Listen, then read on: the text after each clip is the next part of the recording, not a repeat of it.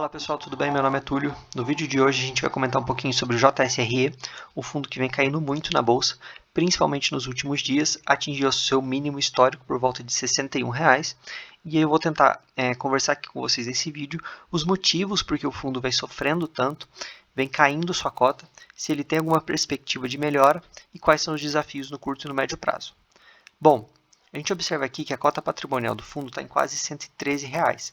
A cota de fechamento foi 64. Como eu disse, estou gravando esse vídeo no dia 13 de fevereiro e a cota chegou ali por volta de R$ 61,00. Vai dar um dividend yield de quase 10%, mas o PVP desse fundo está em 0,55, ou seja, muito baixo. E o fundo ele vem sofrendo tanto porque ele tem alguns desafios. Vou comentar a seguir. Só rapidamente aqui a taxa de administração é de 1% sobre o valor de mercado. Tem uma taxa de performance, como vocês sabem, eu não gosto de taxa de performance nem em fundo de papel, muito menos em fundo de tijolo. Mas vamos lá. Então o gestor aqui ele anunciou alguns contratos de locação.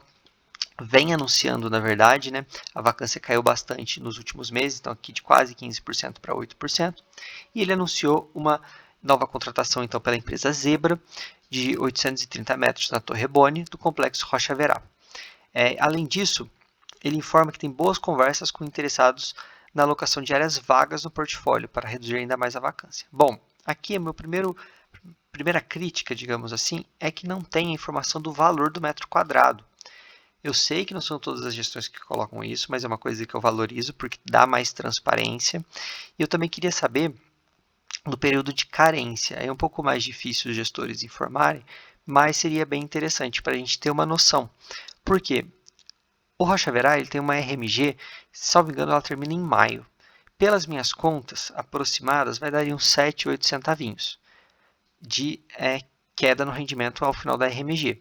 E sem a gente saber o valor da locação, não tem como a gente calcular para saber se essas locações vão ser capazes de suprir essa RMG ou se vai ficar abaixo. Tentando fazer algumas comparações com outros edifícios, e aí eu não vou nem citar aqui porque é algo bem por cima mesmo, lembrando que são só as minhas contas, aqui eu só compartilho com vocês a forma que eu estudo os fundos imobiliários, não tem nenhum tipo de recomendação, guidance, enfim. Eu acredito que eles consigam alocar todo esse edifício, todo esse complexo, e gerar ali uns 6 centavinhos por cota. Que eu acho até que o gestor coloca alguns pontos aqui para baixo sobre isso. E aí a gente teria uma queda no rendimento, visto que a RMG estaria acima desse valor. Mas, como falta esse tipo de informação de forma clara, a gente não sabe muito bem. Então, esse seria um ponto a melhorar. E aí, pessoal, aqui eu não estou fazendo nenhum tipo de crítica ao fundo como um todo. É um fundo que está muito descontado, pode ser uma oportunidade, tem bons ativos. A gestão errou em anunciar alguns meses atrás uma emissão muito abaixo do valor patrimonial, já se comprometeu a não fazer isso. E eu gosto da gestão deles, apesar de tudo. E o grande problema desse fundo, como a gente vai ver, é a alavancagem. Bom, que é o próximo assunto. O fundo tinha uma alavancagem, tem uma alavancagem e teria que quitá-la agora no mês de fevereiro. E aí o gestor trouxe a seguinte informação. Ainda no mês, conseguimos renovar a alavancagem do JSRE nas mesmas condições inicialmente contratadas por um novo período de 12 meses, mesmo com a piora no mercado de crédito privado em geral, como consequência das incertezas econômicas e do caso de fraude nas lojas americanas. E aqui ele fala que continua acompanhando o mercado para ver se tem alguma outra alternativa para melhorar a performance do fundo. Então, ele rolou essa dívida para daqui a um ano. Eu só espero que dentro deste ano o gestor consiga destravar algum valor para fazer frente a essa alavancagem no ano que vem. Porque com a perspectiva de cenário econômico, que é manutenção da Selic, quem sabe até aumento, e com todo o cenário internacional também, dificilmente a cota desse fundo vai conseguir alcançar o seu valor patrimonial para a gente ter uma emissão. Então, talvez aqui o melhor caminho seja fazer uma venda de um ativo para conseguir gerar esse valor e fazer frente a essa dívida. Lembrando que ela é atrelada ao CDI, uma outra alternativa seria trocar para o IPCA. Claro, estou falando isso aqui de forma hipotética. Obviamente que a gestão que está ali no dia a dia sabe se isso é viável ou não. Simplesmente estou aqui fazendo uma ponderação. Bom, e o gestor tem um ano para trabalhar uma eventual venda. Eu espero que ele consiga fazer isso e não deixe lá para o último mês. Porque aí, se ele tiver que fazer uma venda às pressas, com certeza vai ser uma venda desfavorável ao fundo. Bom, continuando. Aproveitamos ainda a oportunidade para informar que mesmo com o término da única renda mínima garantida do fundo, prevista para abril de 23, que deve impactar maio, provavelmente, o dividendo, o fundo deve manter a distribuição próxima aos patamares atuais, ou seja, uma estimativa de distribuição para os próximos 12 meses entre 0,46 e 0,50, então aqui está o guidance da gestão por cota por mês. A manutenção deste patamar é possível devido ao quê? A entrada de aluguéis resultantes da diminuição da expressiva vacância descrita anteriormente e do lucro acumulado do JSRE em suas posições em cotas de fundos imobiliários. Eu vou mostrar para vocês. Esse fundo tem uma posição relevante no HGPO, inclusive o HGPO estava para ser liquidado e o JSRE era um dos players mais ativos para isso e não conseguiu. Então o fundo acredito que vai realizando vendas pontuais para manutenção desse rendimento. É uma estratégia arrojada, talvez assim a cota sofra menos, mas no médio prazo o que vai realmente fazer, ao meu ver, a cota destravar o seu valor é resolver a alavancagem. Porque, como a gente está vendo, as locações elas estão ocorrendo. A gente precisa saber a qual preço, qual a carência, mas enfim. Então aqui ele coloca que anunciou 49 centavinhos. Também coloca que tem aqui ativos muito bem localizados. Bom, a DRE do fundo, aqui ele não especifica o que é receita recorrente, que é RMG. Talvez se tivesse aqui uma linha de RMG já seria o suficiente para a gente fazer o cálculo, porque eu poderia pegar RMG e dividir pela BL, eu ia chegar ali em um valor, eu ia conseguir separar o que é de locação, o que é do RMG, enfim. Aqui a gente vê o potencial do fundo dado pela própria gestão, então de 63 centavos. E aí temos a vacância, né? Então hoje o fundo está gerando 55, então é 8 centavinhos mesmo de vacância, conforme eu comentei anteriormente, então tem esse potencial.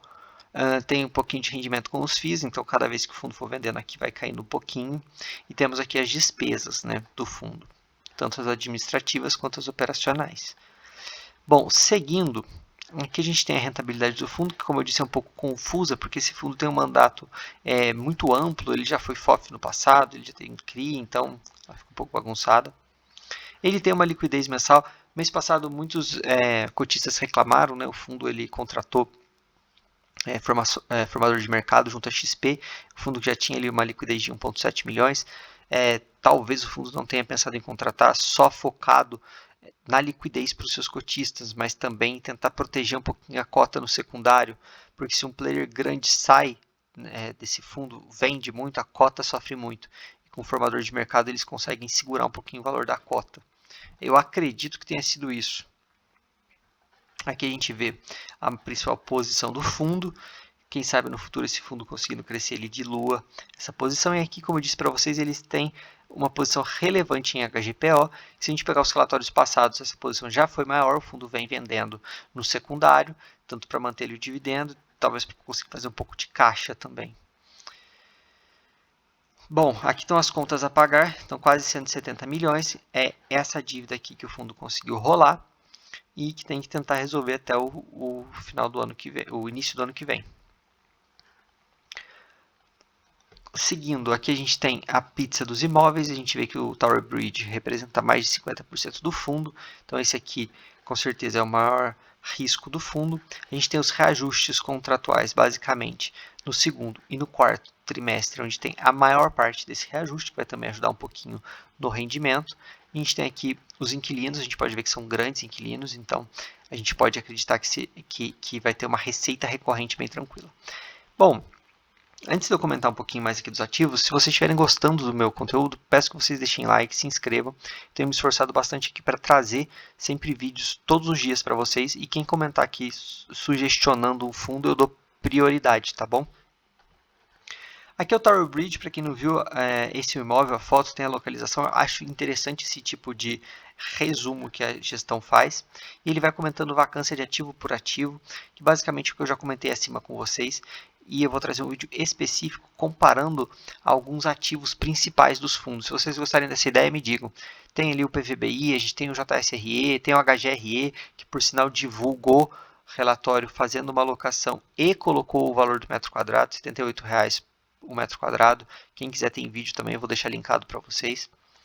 e comparar esses principais ativos de lajes corporativas para a gente ver as suas valências, a sua localização, enfim, se vocês gostarem da ideia, me deixem aí.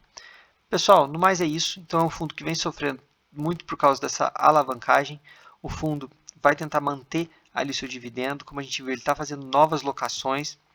Claro, falta um pouquinho de informação no relatório gerencial, vocês poderiam melhorar isso para a gente. Se vocês gostaram, deixem like, por favor se inscrevam no canal. Estou com a meta aí de bater pelo menos 100 inscritos até o final da semana e seria muito legal. Conto com a ajuda de vocês. Até o próximo vídeo. Valeu!